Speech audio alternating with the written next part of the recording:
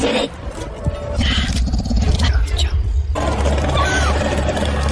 ស្តីអ្នកនរគ្នាថ្ងៃនេះ admin នាំយករឿងខ្មោចរបស់ឥណ្ឌូនេស៊ីថ្មីមួយដែលទើបតែនឹងចេញនឹងយកមកធ្វើការសម្រាយជូនអ្នកនរគ្នាទស្សនាដោយសាររឿងមួយនេះគឺនិយាយអំពីអបិយជំនឿរបស់ប្រជាជនដែលរស់នៅក្នុងតំបន់ព្រៃភ្នំពួកគេគឺនៅតែមានការជឿនិងគោរពទៅលើពពួកវិញ្ញាណអារក្សអ្នកតាដែលពួកគេជឿជាក់ថាគឺជាអ្នកថែរក្សាទឹកដីដែលពួកគេរស់នៅប៉ុន្តែពួកគេមិនដឹងថាតើពួកវាគឺជាអ្វីឲ្យពិតប្រាកដនោះទេដែលជាហេតុធ្វើឲ្យពួកគេនឹងគឺបានបូជាទៅលើវិញ្ញាណព្រាយដោយមិនដឹងខ្លួនហើយនៅពេលនេះយើងចូលទៅទស្សនានៃការសម្ដែងរបស់ admin ទាំងអស់គ្ន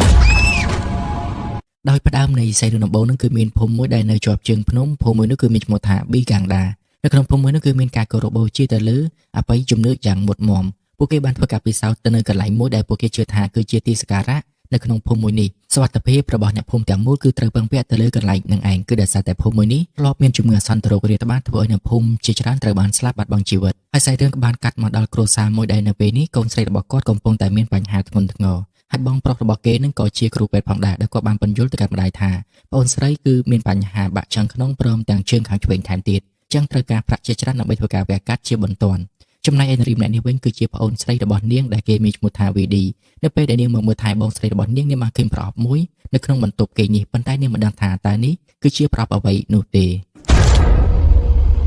បន្ទាប់ពីកាន់ប្រអប់នឹងហើយនាងមានអារម្មណ៍ថាបងស្រីរបស់នាងបានកាន់ដៃរបស់នាងប៉ុន្តែដៃគាត់ដូចជាមិនមែនដៃមនុស្សធម្មតានោះទេនាងបានស្រែកប្រាប់បងប្រុសរបស់នាងប៉ុន្តែនៅពេលដែលគាត់ចូលមកគឺមិនបានឃើញអ្វីទាំងអស់មិនយូរប៉ុន្មាននាងក៏បានដឹងខ្លួនឡើងមកវិញហើយក៏ត្រូវបានមកសម្រាកនៅឯផ្ទះវិញដោយសារតែគ្មានប្រាក់ច្រើនសម្រាប់សម្រាកនៅមន្ទីរពេទ្យនោះទេទោះបីជាបងប្រុសជាគ្រូពេទ្យក៏ដោយក៏ត្រូវការចំណាយប្រាក់ជាច្រើនសម្រាប់ការព្យាបាលដែរដូច្នេះគឺមានតែត្រឡប់មកផ្ទះវិញដើម្បីព្យាបាលនៅផ្ទះតែប៉ុណ្ណោះទោះបីជាយ៉ាងណាក៏ដោយក៏គ្រួសារមួយនេះត្រូវតែព្យាយាមស្វែងរកប្រាក់ដើម្បីព្យាបាលជំងឺបងស្រីបើមិនដូច្នោះទេនាងច្បាស់ជាត្រូវពិការមួយជីវិតជាមិនខានលុះដល់ពេលយប់ឡើងស្រាប់តែម្ដាយរបស់ម៉ាយ៉ាបានឃើញថាកូនស្រីរបស់ខ្លួនបាច់ជាអាចក្រោកដើរបានធ្វើឲ្យគាត់សប្បាយចិត្តជាខ្លាំងប៉ុន្តែនៅពេលដែលគាត់ដើរតាមទៅសួរនាំនាងគឺមិនមែនជាម៉ាយ៉ានោះទេព្រោះតែនាងបានបង្ហាញនូវសកម្មភាពដ៏ប្លែកៗចំណែកឯប្អូនស្រីនៅវិញនៅពេលដែលបានលើសំឡេងស្រែកក៏បានដើរចេញមកនៅពេលដែលវីឌីដើរកាត់មុខបន្ទប់របស់បងស្រីនាងបានឃើញនូវសភាពដ៏ចំណែកមួយធ្វើឲ្យនាងស្រែកខ្លាំងរហូតបងប្រុសរបស់នាងលើសំឡេងក៏បានរត់ចេញមកប៉ុន្តែបែរជាបានឃើញថា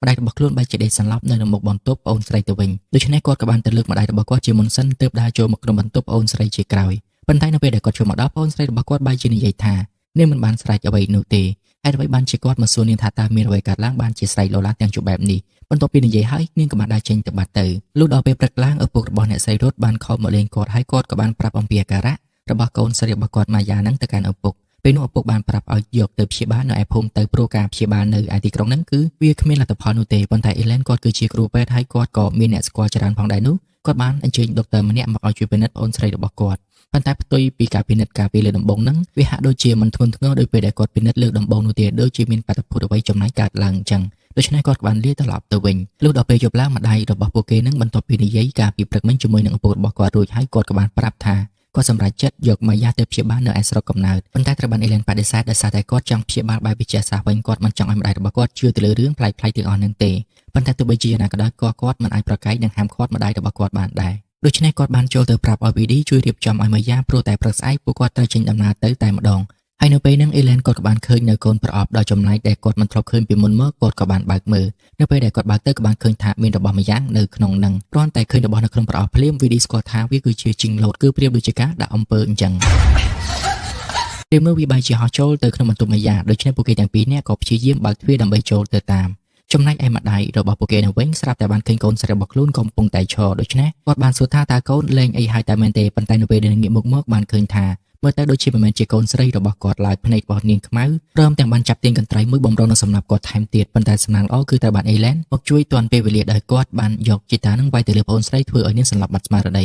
លុះដល់ពេលវេលាព្រឹកឡើងពួកគេក៏បានចេញដំណើរដោយលោកតារបស់ពួកគេនឹងគឺជាអ្នកមកទទួលដើម្បីយកពួកគេទៅកាន់ភូមិកំណើតរបស់គាត់នៅពេលដែលធ្វើដំណើរមកដល់ភូមិកំណើតនឹងក៏បានឃើញថាភូមិមួយនេះគឺនៅជើងភ្នំដែលឆ្ងាយពីទីក្រុងខ្លាំងមែនទែនប៉ុន្តែពួកគេគ្មានជំរឿននោះទេគឺមានតែមកតាមតែប៉ុណ្ណោះដោយសារតែនេះគឺជាការសម្រេចចិត្តរបស់ម្ដាយពួកគេនៅពេលដែលមកដល់នោះគឺបានឃើញថាអ្នកភូមិគឺមានជីវភាពធម្មតានិងការរស់នៅរបស់ពួកគាត់ដូចជាអ្នកដែលរស់នៅតាមតំបន់ព្រៃភ្នំនឹងឯងនៅពេលដែលមកដល់ពួកគេក៏បានធ្វើការរាក់ទាក់ជាមួយនឹងលោកយាយរបស់ពួកគេផងដែរលុះដល់ពេលយប់ឡើងពួកគេក៏បាននិយាយគ្នាអំពីប្រវត្តិនៃភូមិមួយនេះកាលពី16ឆ្នាំមុនហ្នឹងធ្លាប់មានជំងឺរាតត្បាតកើតឡើងនៅទីនេះ អ្នកភូមិជាច្រើនក៏ត្រូវបានស្លាប់ហើយអ្នកមួយចំនួនទៀតរត់គេចចេញពីភូមិមួយនេះដើម្បីតែរស់រានមានជីវិតហើយវិជាពេទ្យនៅភូមិមួយនេះគ្មានប្រយោជន៍នោះទេចំណែកពួកគេទាំងពីរនាក់បន្ទាប់ពីញ៉ាំអាហាររួចហើយក៏បានយកចានយកមកទុកប៉ុន្តែនៅពេលនោះស្រាប់តែវីឌីបានឃើញរូបភាពរបស់ប្រជាជនដែលត្រូវបានគេបិទនៅទីនេះនាងគិតថានេះគឺជាប្រជាជនដែលនាងបានឃើញនៅពេលដែលនាងធ្វើដំណើរចូលមកកាលពីថ្ងៃមិញនឹងឯងហើយបានជាពួកគេមកនៅក្នុងរូបនេះទៅវិញនាងគឺបានឃើញប្រជាជនទាំងអស់គឺអត់តែលោកអ៊ំលោកតាវ័យចំណាស់ម្នាក់នោះតែប៉ុណ្ណោះប៉ុន្តែអេឡែនបានប្រាប់កុំឲ្យនាងគិតច្រើនពេកបន្ទាប់ពីត្រឡប់មកវិញម្ដាយរបស់នាងក៏បានប្រាប់ឲ្យនាងយកបាយទៅឲ្យបងស្រីរបស់នាងចំណែកឯពួកគេក៏បានបន្តនិយាយគ្នាអំពីការព្យាបាលម៉ាយ៉ាបន្តទៀតដោយអេឡែនគាត់ចង់ព្យាបាលបែបវិទ្យាសាស្ត្រ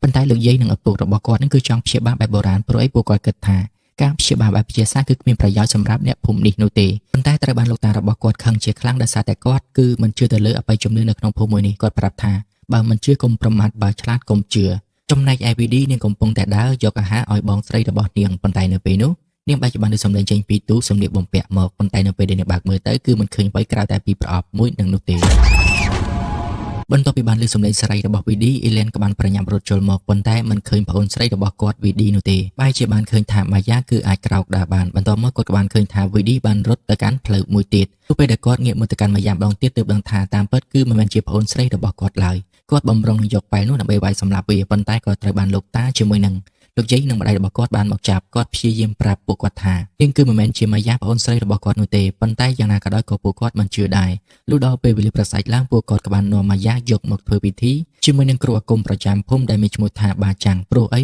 ម្ដាយរបស់ម៉ាយ៉ាជឿថាការដែលធ្វើបែបនេះនឹងធ្វើឲ្យជំងឺរបស់កូនគាត់ជាឡើងវិញព្រមទាំងអាចដើរបានដូចដើមថែមទៀតចឹងបានជាគាត់យកនាងមកទីនេះដើម្បីធ្វើការព្យាបាលទៅតាមគំនិតឬក៏យោបល់របស់ឪពុករបស់គាត់នៅក្នុងការធ្វើពិធីនោះផងដែរគ្រូអាគមអ្នកនឹងក៏បានឲ្យនាងផឹកនៅឈាមសត្វពពែខ្មៅមួយក្បាលថែមទៀតចំណែកឯអ៊ីឡែនវិញនៅពេលដែលគាត់ដើររកប្អូនស្រីរបស់គាត់ក៏បានជួបជាមួយនឹងបរិសម្នាក់ដោយគាត់មានឈ្មោះថាជូហាហើយនៅពេលដែលជូហាបានឃើញថាអ៊ីឡែនកាន់ប្រអប់ខ្មៅនោះគាត់ក៏បានឲ្យអ៊ីឡែនមកតាមគាត់ទោះដល់ពេលយប់ឡើងអ្នកគ្រូបាចាំងគាត់បានសម្លាប់មាន់ខ្មៅមួយក្បាលព្រមទាំងបានយកឈាមរបស់វាយកទៅផឹកបន្ទាប់មកគាត់ក៏បានទៅធ្វើពិធីនៅនឹងមុខកន្លែងទីសក្ការៈរបស់គាត់តែម្ដងដោយកន្លែងនេះគឺមានភ្នោមួយហើយអ្នកភូមិជឿជាក់ថាទីនោះគឺជាកន្លែងស័ក្តិសិទ្ធិងាកមកជូហាគាត់បានសួរទៅកាន់អេឡែនថាតើបានប្រអប់នេះមកពីណាអេឡែនក៏បានឆ្លើយទៅវិញថាគឺប្រអប់នេះគាត់បានឃើញនៅក្នុងបន្ទប់ប្អូនស្រីរបស់គាត់នៅពេលដែលគេដេកសម្រាកនៅមន្ទីរពេទ្យហើយជូហាក៏បានប្រាប់អំពីប្រវត្តិនៃប្រអប់នេះវាប្រៀបដូចជាការធ្វើនៅអំពើម្យ៉ាងអ្នកដែលបានទទួលនៅប្រអប់នោះនឹងត្រូវរងទុក្ខជំនួសអ្នកដែលបានឲ្យប្រអប់នោះអ្នកទទួលអាចនឹងត្រូវស្លាប់ជំនួសអ្នកដែលឲ្យប្រអប់នោះផងដែរគេធ្វើបែបនេះគឺដើម្បីផ្ទេរនៅរឿងរ៉ាវអាក្រក់ទាំងអស់ទៅកាន់នរណាម្នាក់ផ្សេងទៀតដែលគេចង់ប្រគល់ប្រអប់នោះទៅឲ្យ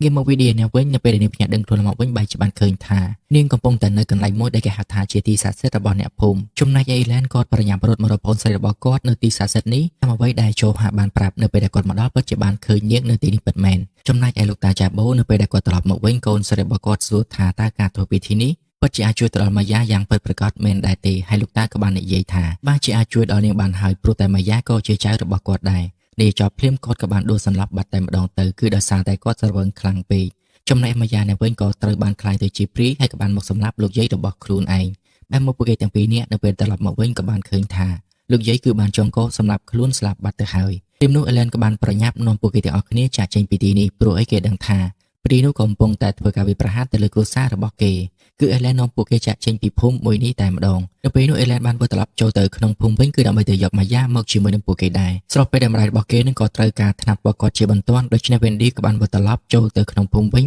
ញដើម្បីទៅរកថ្នាំរបស់គាត់មិនយូរប៉ុន្មាននេះក៏បានរកថ្នាំនោះឃើញចំណែកឯអ្នកស្រីរត់នៅពេលដែលគាត់នៅក្នុងឡានតែម្នាក់ឯងគាត់បានឃើញកូនស្រីរបស់គាត់លុះពេលដែលគាត់ដើរចេញមកតាមពិតនាងគឺមិនមែនជាកូនស្រីរបស់គាត់នោះទេងាកមកវេនឌីនេះវិញបំរុងនឹងចាក់ចេញទៅហើយពេលនោះបានឮសំឡេងលោកយាយរបស់ខ្លួនដើរចូលមកដោយគាត់បានកាន់នៅរនាស់មួយដើម្បីមកសម្លាប់នាងដូច្នេះនាងក៏បានចូលទៅពន្ធនៅខាងក្រោមចំណែកគ្រូអាគមស្រីម្នាក់នោះវិញគាត់ក៏បានមករកលោកតាចាបូតែម្ដងដោយគាត់មកនេះគឺដើម្បីយកជីវិតរបស់លោកតាចាបូដោយមិនអនុញ្ញាតឲ្យលោកតាចាបូចាក់ចេញពីភូមិនេះឡើយទាំងដែលលោកតាចាបូជាមួយនឹងនាងគឺបានធ្វើការសន្យាគ្នាថាបើសិនជាគាត់នាំចៅរបស់គាត់មកឲ្យនាងធ្វើពិធីនោះគាត់នឹងជួយព្យាបាលជំងឺឲ្យគាត់ប៉ុន្តែពេលនេះផ្ទុយទៅវិញនាងបែកបាត់សន្យាដោយសារតែលោកតាចាបូគឺជាមនុស្សអាក្រក់ធ្លាប់ធ្វើរឿងរ៉ាវអាក្រក់ជាច្រើននៅក្នុងភូមិមួយនេះចំណែកឯអេឡែនក៏ត្រូវបានជូហានឹងនាំគាត់ត្រឡប់ទៅវិញនៅពេលដែលគាត់បានឃើញអ្នកគ្រូអាគមអ្នកនោះកំពុងតែធ្វើពិធីអាគមនៅកន្លែងទីស័ក្តិសិទ្ធិហើយជូហាក៏បានប្រាប់ពីវិធីដើម្បីជួយទៅដល់ប្អូនស្រីរបស់គាត់ដែលនៅក្នុងនឹងថែមទៀត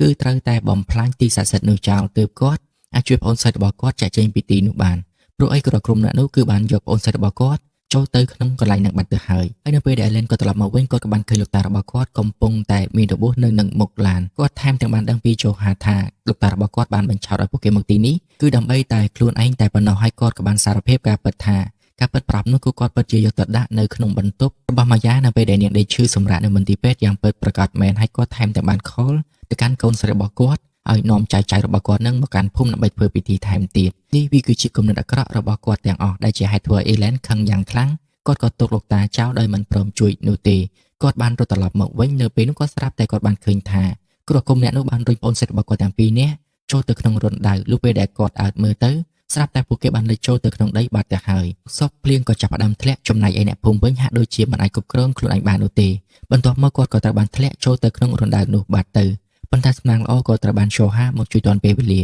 ដែលគាត់ប្រាប់ថាបរិញ្ញាបរត់ទៅកាន់ទីសក្ការៈទៅទុកឲ្យគាត់ទប់ទល់ជាមួយអ្នកភូមិទាំងអស់នេះបន្ទាប់មក Ellen ក៏បានបរិញ្ញាបរត់ទៅជួយប្អូនស្រីរបស់គាត់ដែលត្រូវបានកប់នៅទីសក្ការៈរបស់គ្រូអាគមម្នាក់នឹងឯងនៅពេលដែលគាត់ព្យាយាមជីកយកប្អូនស្រីរបស់គាត់ចេញពីទីនោះតាមសម្ដីរបស់ Joha នៅពេលនោះអ្នកគ្រូអាគមក៏បានមកដល់និងប្រាប់ថាអញគឺមិនអាចជួយប្អូនស្រីរបស់ឯងបាននោះទេមិនត្រឹមតែប៉ុណ្ណោះអញក៏ត្រូវនឹងស្លាប់នៅទីនេះថែមទៀតបន្ទាប់មកគាត់ក៏បានធ្វើការសូត្រអាគមហៅព្រាយចេញពីក្នុងនឹងមកតែម្ដងតែពេលនោះលោកតាចាបូបែរជាមកដល់ទីនេះនឹងកាប់ក្បាលគ្រូអាគមអ្នកនោះចប់មួយពូថៅដែលជាហេតុធ្វើឲ្យព្រាយនោះវាក៏បានចូលទៅកន្លែងដើមរបស់វាវិញបន្ទាប់មកអ្នកគ្រូអាគមនោះក៏បានកាប់សម្លាប់លោកតាចាបូតែម្ដងទៅដែលផ្ដល់ឱកាសឲ្យ Ellen អាចជួយប្អូនស្រីរបស់គាត់ទាំងពីរនាក់ដែលគ្រូអាគមអ្នកនោះយកទៅកប់បូជាឲ្យព្រាយនឹងឯងបន្ទាប់មកគ្រូអាគមអ្នកនោះបំរុងនឹងសម្លាប់ Ellen ប៉ុន្តែបែរជាត្រូវបាន Joha មកជួយទាន់ពេលវេលាហើយនៅទីបំផុតទីកន្លែងនេះក៏ត្រូវបានដុតចោលជាមួយនឹងគ្រូអាគមម្នាក់នឹងតែម្ដងហើយពួកគេទាំងអស់គ្នាបានប្រញាប់នាំគ្នាចាកចេញពីទីនេះហើយលោកយាយម្ដាយជាមួយនឹងលោកតាក៏ត្រូវបានស្លាប់នៅក្នុងពេលនឹងឯង